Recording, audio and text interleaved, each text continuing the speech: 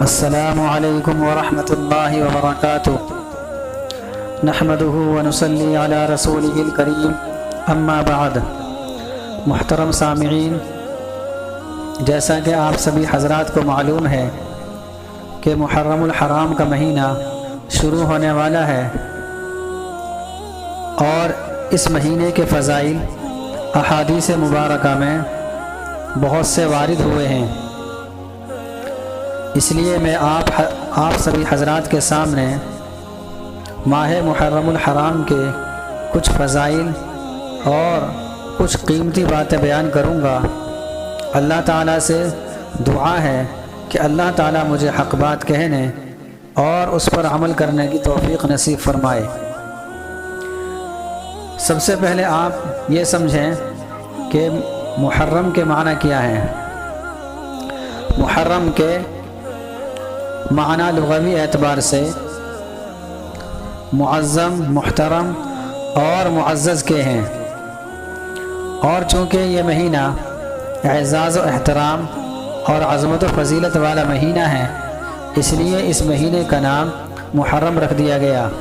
اور یہ مہینہ ان 4 مہینوں میں سے ہے جن کے بارے میں قرآن کریم اور حدیث شریف میں اللہ کے نبی صلی اللہ علیہ وسلم نے اشہر حرم سے تعبیر کیا ہے۔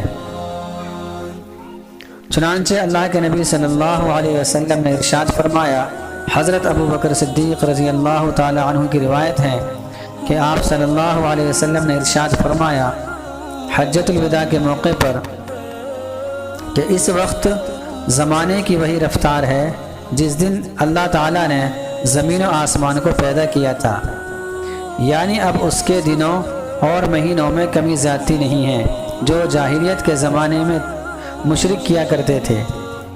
اب وہ ٹھیک ہو کر اس طرز پر آ گئی ہے جس پر ابتدا اور اصل میں تھی۔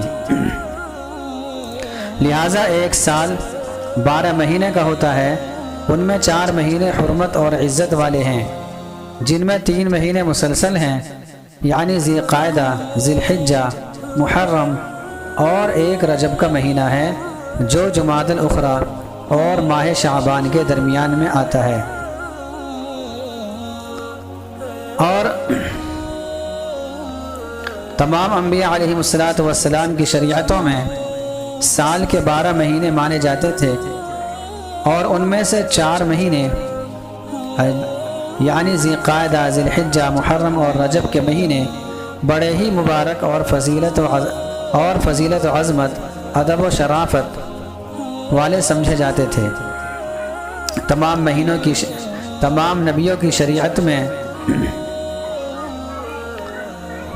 نبیوں کی شریعتیں اس بات پر متفق ہیں کہ ان 4 مہینوں میں ہر عبادت کا ثواب زیادہ ملتا ہے، اور ان مہینوں میں اگر کوئی شخص گناہ کرے تو اس کا عذاب اور وبال بھی اسی طرح زیادہ ہو جاتا ہے۔ اس لیے ضروری ہے کہ ان مہینوں کے اندر کثرت سے نیکیاں کی جائیں اور گناہوں سے اجتناب کیا جائے۔ امام ابو بکر جساس رحمۃ اللہ علیہ اپنی تفسیر احکام القرآن میں بیان فرماتے ہیں کہ ان متبرک مہینوں کا خاصہ یہ ہے کہ ان میں جو شخص عبادت کرتا ہے اس کو بقیہ مہینوں میں بھی عبادت کی توفیق اور ہمت ہوتی ہے۔ اسی طرح جو شخص کوشش کر کے ان مہینوں میں اپنے آپ کو گناہوں اور برے کاموں سے بچا لے تو باقی سال کے مہینوں میں اس کو ان برائیوں سے بچنا آسان ہو جاتا ہے۔ اس لیے ان مہینوں سے فائدہ اٹھانا ایک عظیم الشان چیز ہے، اور ان مہینوں سے فائدہ نہ اٹھانا بہت بڑے خسارے کی بات ہے۔ خلاصہ یہ نکلا کہ محرم کا مہینہ اسلامی سال کے 4 متبرک اور محترم مہینوں میں سے ہے جس کی سب مسلمانوں کو قدر کرنی چاہیے۔ اللہ تعالیٰ مجھے بھی عمل کرنے کی توفیق نصیب فرمائے، اور سبھی حضرات کو، تمام مسلمانوں کو عمل کرنے کی توفیق نصیب فرمائے۔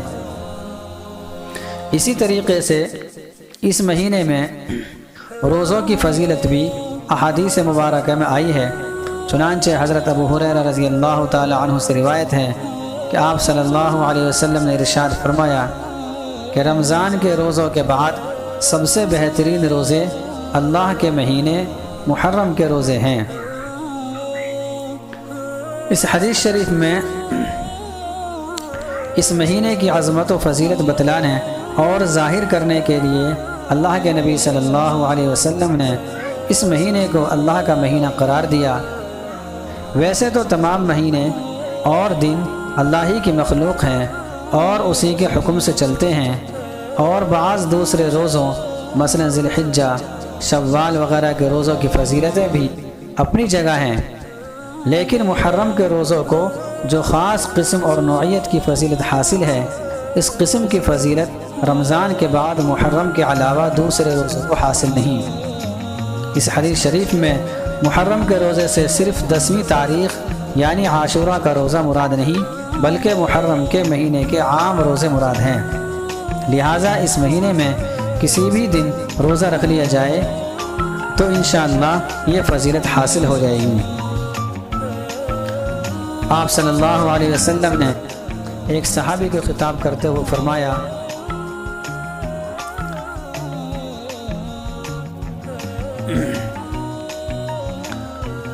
کہ تم صبر یعنی رمضان کے مہینے کے روزے رکھو اور ہر مہینے میں ایک دن کا روزہ رکھ لیا کرو۔ ان صحابی نے عرض کیا کہ مجھے تو اس سے زیادہ طاقت ہے، یعنی میں اس سے زیادہ روزہ رکھ سکتا ہوں، لہٰذا میرے لیے اور اضافہ فرما دیجیے۔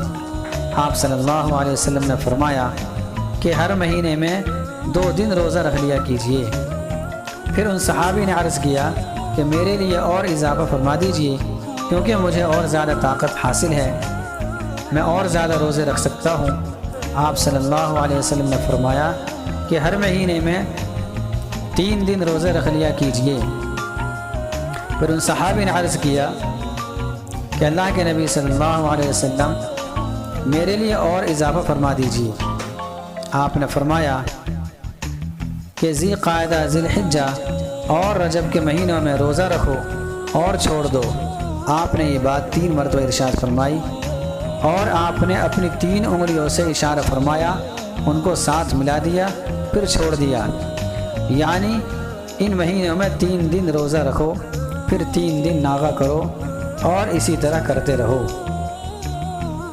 اسی طریقے سے حضرت علی رضی اللہ تعالی عنہ سے بھی ایک شخص نے معلوم کیا کہ ماہ رمضان کے بعد آپ کس مہینے میں مجھے روزہ رکھنے کا حکم دیتے ہیں؟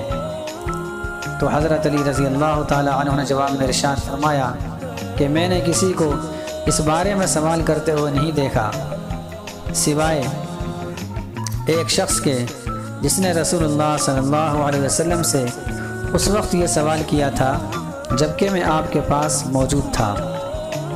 اس آدمی نے سوال کیا تھا کہ اللہ کے رسول، ماہ رمضان کے روزوں کے بعد مجھے کس مہینے میں روزے رکھنے کا حکم ہے؟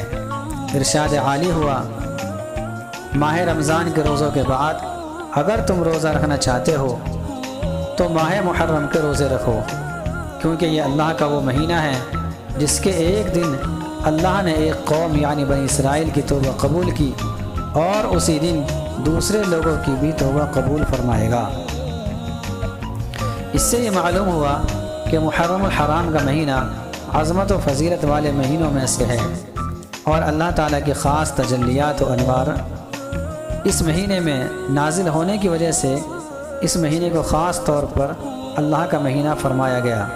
لہٰذا اس مبارک مہینے میں اللہ تعالیٰ کی عبادت اور اطاعت بہت لگن اور توجہ کے ساتھ کرنی چاہیے، اور ہر قسم کے گناہوں سے بچنے اور حسب حیثیت نفلی روزوں اور توبہ اور استغفار کا زیادہ اہتمام کرنا چاہیے، تاکہ اس مبارک مہینے کے تقاضے پورے ہونے کے ساتھ ساتھ اسلامی سال کی ابتدا سال کے باقی آنے والے مہینوں کے لیے نیک فعال ثابت ہو جائے۔ اللہ تعالیٰ مجھے بھی عمل کرنے کی توفیق نصیب فرمائے، اور تمام سامعین کو بھی عمل کرنے کی توفیق نصیب فرمائے۔